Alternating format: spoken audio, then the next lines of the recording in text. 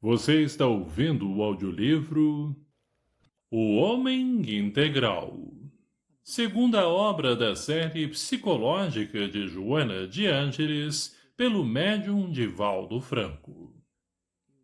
Parte 6. Maturidade psicológica. Mecanismos de evasão, o problema do espaço, a reconquista da identidade, ter e ser, observador, observação e observado, o devir psicológico. 6.1 Mecanismos de evasão. A larga infância psicológica das criaturas é dos mais graves problemas na área do comportamento humano. Habituada a criança a ter as suas necessidades e anseios resolvidos imaturamente pelos adultos, pais, educadores, familiares, amigos, ou apenas atendidos pela violência do clã e da sociedade, nega-se a crescer, evitando as responsabilidades que enfrentará.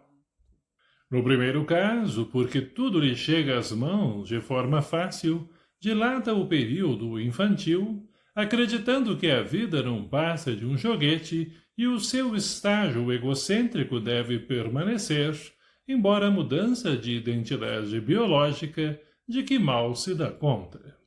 Mimada, acomoda-se a exigir e ter, recusando-se o esforço bem dirigido para a construção de uma personalidade equilibrada, capaz de enfrentar os desafios da vida que lhe chegam a pouco e pouco. Acreditando-se credora de todos os direitos, cria mecanismos inconscientes de evasão dos deveres, reagindo a eles pelas mais variadas como ridículas formas de atitude, nas quais demonstra a prevalência do período infantil. No segundo caso, sentindo-se defraudada pelo que lhe foi oferecido com má vontade e azedume, ou sistematicamente negado, a criança se transfere de uma para outra faixa etária, sem abandonar as sequelas da sua castração, buscando realizar os desejos sufocados, mas vivos, quando lhe surge a oportunidade. Em ambos acontecimentos, o desenvolvimento emocional não corresponde ao físico e ao intelectual, que não são afetados pelos fenômenos psicológicos da imaturidade.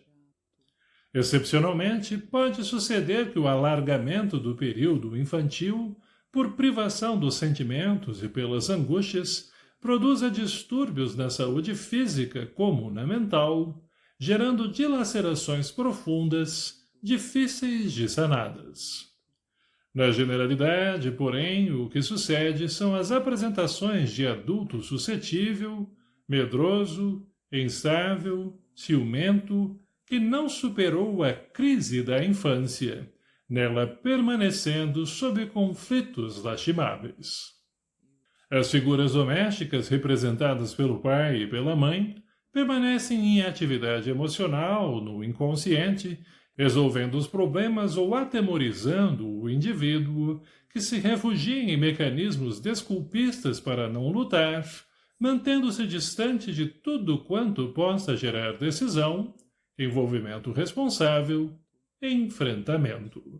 Fugindo das situações que exigem definição, parte para as formulações e comportamentos parasitas, buscando amparo nas pessoas que considera fortes e são eleitas como seus heróis ou seus superiores, porquanto tudo o que elas empreendem se apresenta coroado de êxito.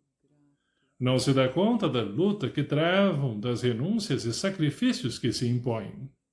Esta parte não lhe interessa, ficando propositadamente ignorada.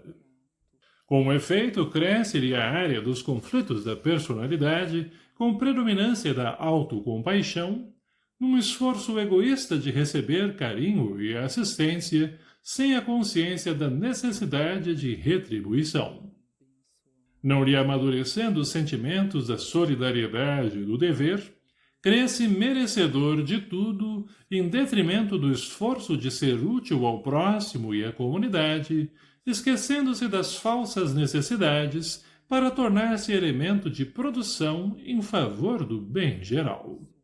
Instável emocionalmente, ama como fuga, buscando o apoio e transfere para a pessoa querida as responsabilidades e preocupações que lhe são pertinentes, tornando o vínculo afetivo insuportável para o eleito.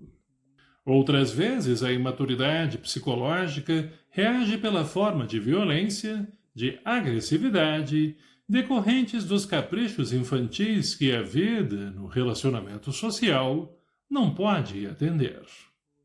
Uma peculiar insensibilidade emocional domina o indivíduo que se desloca, por evasão psicológica, do ambiente e das pessoas com quem convive, poupando-se a aflições e somente considerando os próprios problemas que o comovem ante a frieza que exterioriza quando em relação aos sofrimentos do próximo.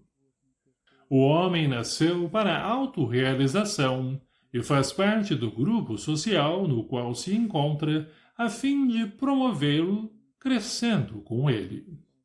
Os problemas devem constituir-lhe meio de desenvolvimento em razão de serem estímulos desafios, sem os quais o tédio se lhe instalaria nos painéis da atividade, desmotivando-o para a luta. Desse modo, são parte integrante da estruturação mental e emocional, responsáveis pelos esforços do próximo e do grupo em conjunto para a sobrevivência de todos. O solitário é prejuízo e dano na economia social, perturbando a coletividade.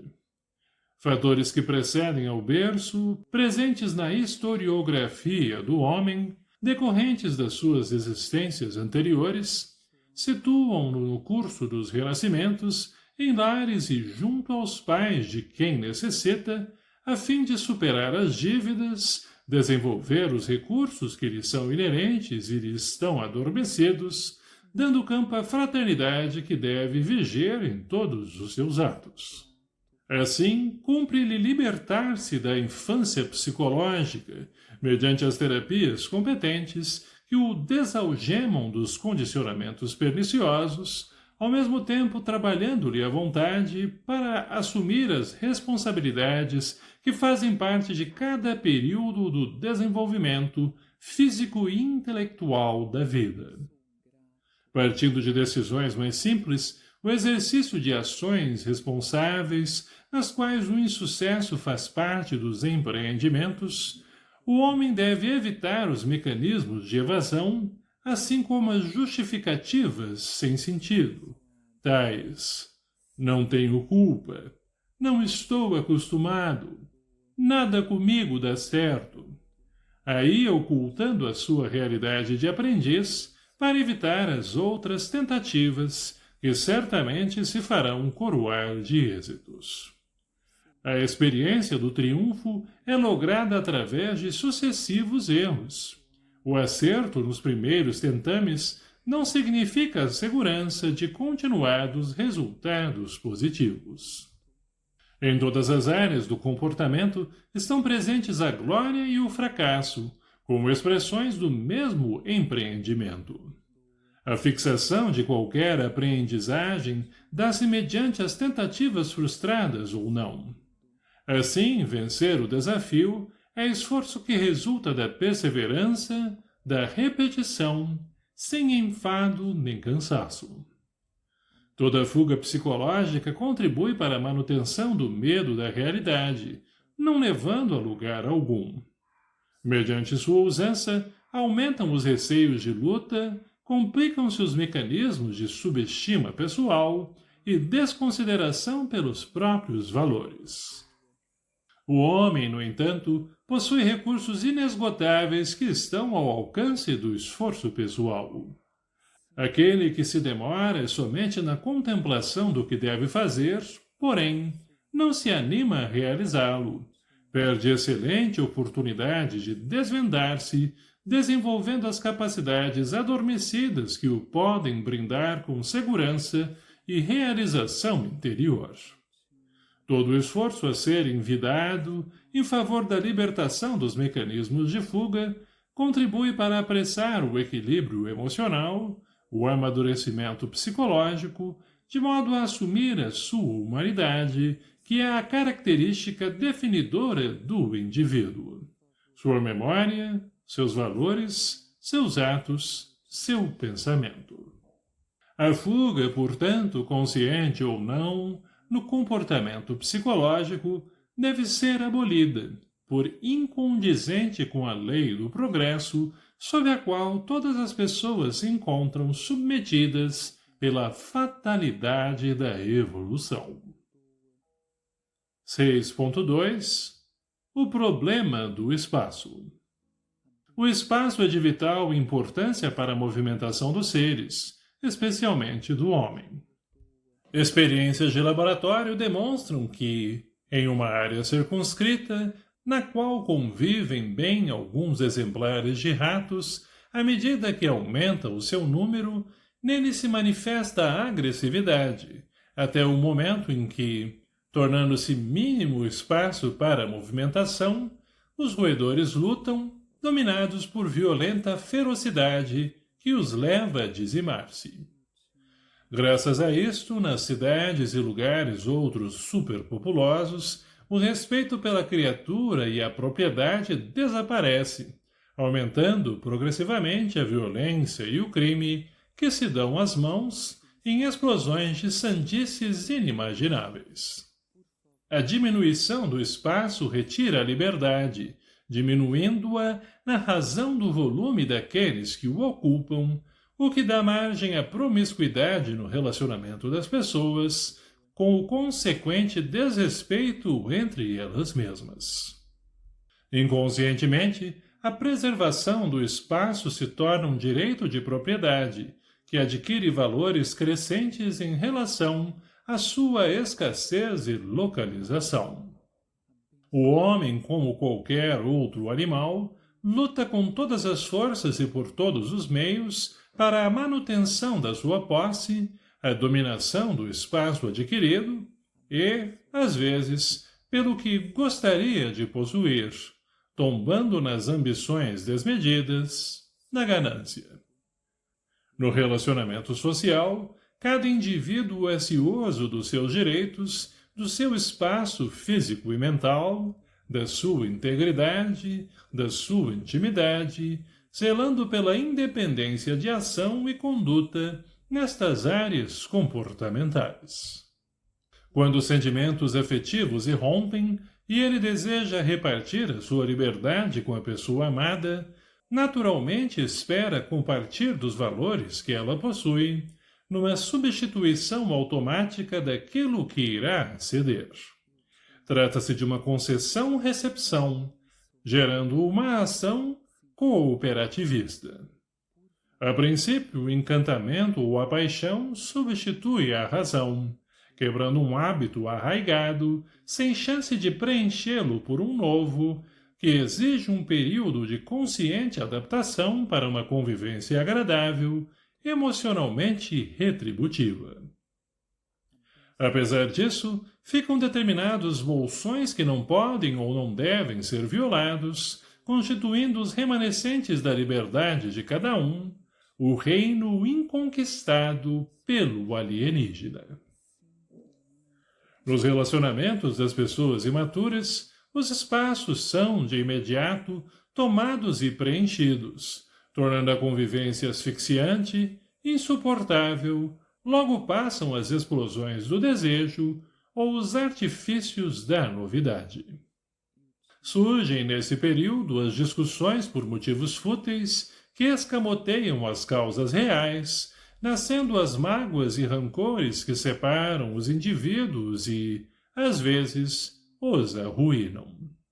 Nas afeições das pessoas amadurecidas psicologicamente, não há predominância de uma vontade sobre a do outro, porém, um bom entrosamento que sugere a eleição da sugestão melhor, sem que ocorra a governança de uma por outra vida, que a submetendo aos seus caprichos comprime-a, estimulando as reações de malquerença silenciosa que explodirá intempestivamente em luta calamitosa.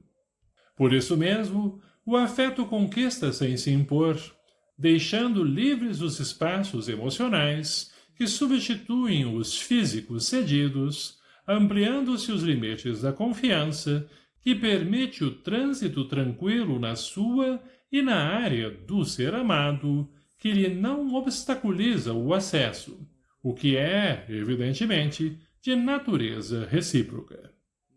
O homem ou a mulher de personalidade infantil deseja o espaço do outro, sem querer ceder àquele que acredita seu. Quando consegue, limita a movimentação do afeto a quem deseja subjugar por hábeis maneiras diversas, escondendo a insegurança que é responsável pela ambição atormentada. Se não logra, parte para o jogo dos caprichos, que termina em incompatibilidade de temperamentos, disfarçando as suas reações neuróticas. A vida feliz é um dar, um incessante receber. Toda doação gratifica e nela, embutida, está a satisfação da oferta, que é uma forma de gratulação. Aquele que se recusa à distribuição padece a hipertrofia da emoção retribuída e experimenta carência, mesmo estando na posse do excesso.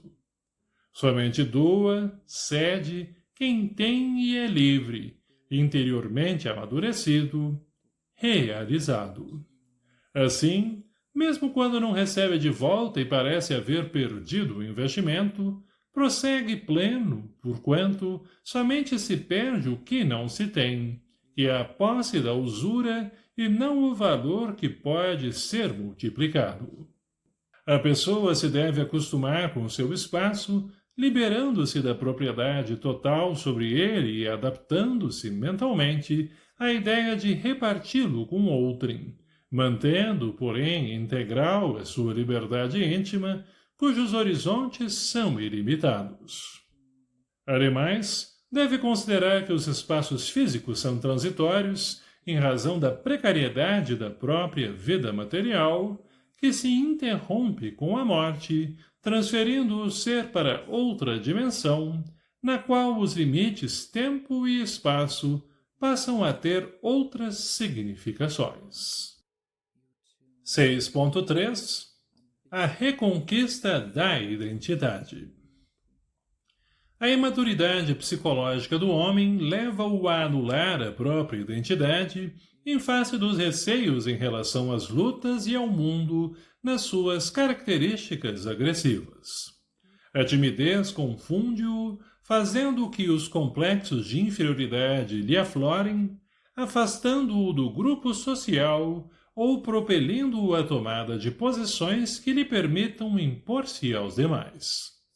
A violência latente se lhe desvela, disfarçando os medos que lhe são habituais. Ocultando a identidade, mascara-se com personalidades temporárias que considera ideais, cada uma a seu turno, e que são copiadas dos comportamentos de pessoas que lhe parecem bem, que triunfaram, que são tidas como modelares na ação positiva ou negativa, aquelas que quebraram a rotina e que, de alguma forma, fizeram-se amadas ou temidas. Gestos e maneirismos, trajes e ideologias são copiados, assumindo-lhes o comportamento no qual se exibe e consome, até passar a outros modelos em voga que lhe despertem o interesse. Na superficialidade da encenação, asfixia-se, mas se conflitando em razão da postura insustentável que se vê obrigado a manter. O efeito do desequilíbrio passa a fingir em outras áreas, evitando a atitude leal e aberta, mas sempre sinuosa, que lhe constitui o artificialismo com que se reveste. Vulnerável aos acontecimentos do cotidiano, sem identidade, é pessoa de difícil relacionamento, vez que tem a preocupação de agradar, não sendo coerente com a sua realidade interior, e, mutilando-se psicologicamente, abandona, sem escrúpulos, os compromissos, as situações e as amizades, que, de momento, lhe pareçam desinteressantes ou perturbadoras. A falta de identidade cria o indivíduo sem face, dissimulador, com loquacidade que obscurece as suas reais impressões, sustentando condicionamentos cínicos para a sobrevivência da representação. Cada criatura é a soma das próprias experiências culturais, sociais, intelectuais, morais e religiosas. O seu arquétipo é caracterizado pelas suas vivências, não sendo igual ao de outrem. A sua identidade é, portanto, a individualidade real, modeladora da sua vida, usufrutuária dos seus atos e realizações. No variado caleidoscópio das individualidades, surge o grupo social das afinidades e interesses, das aspirações e trocas, da convivência compartilhada. Os destaques são aquelas de temperamento mais vigoroso de que o grupo necessita, na condição de líderes naturais, de expressões mais elevadas, que servem de meta para os que se encontram na retaguarda. Nenhum contrassenso ou prejuízo em tal exceção. A generalidade é o resultado dos biótipos de nível equivalente, sem que sejam pessoas iguais, que não as existem, porém, com uma boa média de realizações semelhantes. Em razão do processo reencarnatório, alguns indivíduos recomeçam a existência física sob injunções conflitantes que devem enfrentar, sem fugir aos objetivos que a vida a todos destina. Como cada um é a sua realidade, ninguém melhor ou pior, em face da sua tipologia. Existem os mais e os menos dotados, com maior ou menor soma de títulos, de valores, porém, nenhum sem os equipamentos hábeis para o crescimento, para alcançar o ideal desafiador que luz à frente. É um dever emocional assumir a sua identidade, conhecer-se e deixar-se conhecer. Certamente não nos referimos à necessidade de o indivíduo viver as suas deficiências, impondo-as ao grupo social no que se encontra. Porém, não escamotear os próprios limites e anseios ainda não logrados, mantendo falsas posturas de sustentação impossível, é o compromisso existencial que leva a um equilibrado amadurecimento emocional. Afinal, todos os indivíduos se encontram na Terra em processo de evolução. Conseguida uma etapa, outra se lhe apresenta como o próximo passo. A satisfação, a parada no patamar conquistado, leva ao tédio, ao cansaço da vida. Aventurar-se, no bom e profundo sentido da palavra, é a estimulação de valores, revelação dos conteúdos íntimos, proposta de experiência nova. A ansiedade e a incerteza decorrentes do tentame fazem parte dos projetos da futura estabilidade psicológica, do armazenamento dos dados que cooperam para uma vida estável, realizadora e feliz. Os insucessos e preocupações durante a empresa tornam-se inevitáveis e são eles que dão a verdadeira dimensão do que significa lutar, competir, estar vivo, ter uma identidade a sustentar. Deste modo, o indivíduo tem o dever de enfrentar-se, de descobrir qual é a sua identidade e, acima de tudo, aceitar-se. A aceitação faz parte do amadurecimento íntimo, no qual os inestimáveis bens da vida assomam a consciência, que passa a utilizá-los com sabedoria, engrandecendo-se na razão direta que os multiplica. A sociedade é constituída por pessoas de gostos e ideais diferentes, de estruturas psicológicas diversas, que se harmonizam em favor do todo. Das aparentes divergências surge o equilíbrio possível para uma vida saudável em grupo, no qual uns aos outros se ajudam, favorecendo o progresso comunitário. O descobrir-se que a própria identidade é única, especial, em decorrência de muitos fatores, favorece a manutenção do bem-estar íntimo, impedindo fugas atormentantes e inúteis.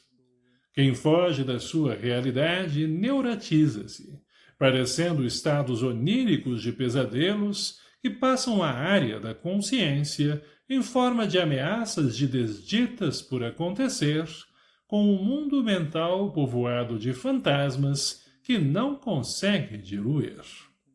Aceitando-se como se é, possui-se estímulos para autoaprimorar-se, superando os limites e desajustes por educação, disciplina e lutas empreendidas em favor de conquistas mais expressivas. Somente através da aceitação da sua identidade, sem disfarces, o homem, por fim, adquire o amadurecimento psicológico que o capacita para uma existência ideal, libertadora. A própria identidade é a vida manifestada em cada ser. Abençoado ouvinte do canal, obrigado por nos ouvir. Curta e compartilhe este vídeo para ajudar o nosso trabalho. Que Deus abençoe a todos. Obrigado.